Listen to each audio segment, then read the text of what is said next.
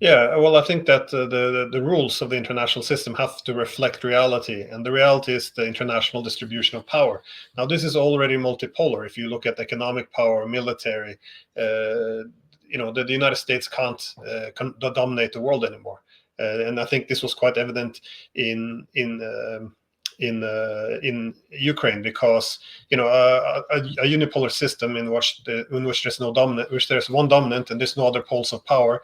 Uh, Russians kind of prove this isn't the case, because if a great power should be able to resist some of the fiercest efforts by the leading power to take it down. And look what the United States and all its NATO allies did.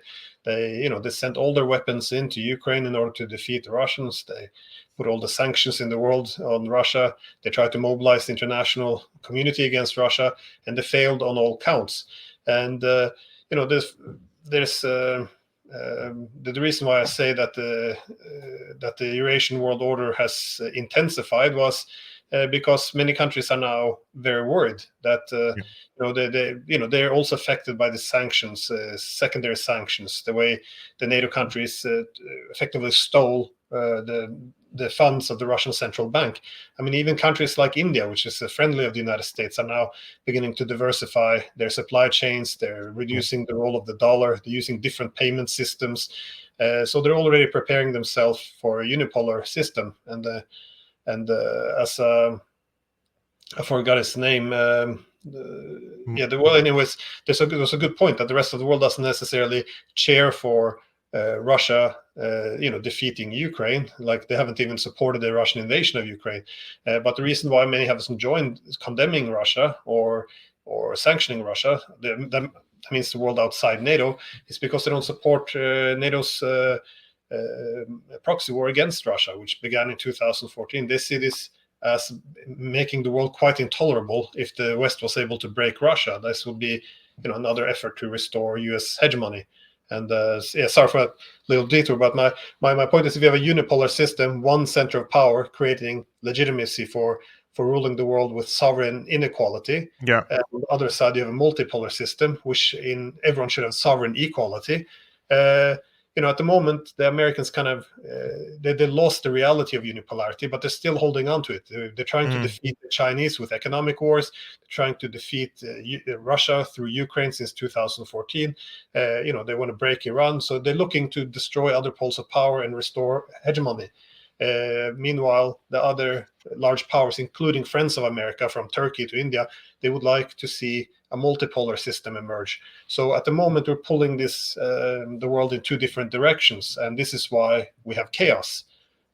We can't even agree on basic things. What is the rules of the international system? The Russians, Chinese, or the rest of the world outside NATO are talking about international law. NATO, they're talking about the rules-based international order, which is not international law in any stretch of the imagination. And I think that this is also what's often not understood in the West, because whenever we talk about Turkeys, we always ask, are they going to go to Russia, or are they going to stay with us?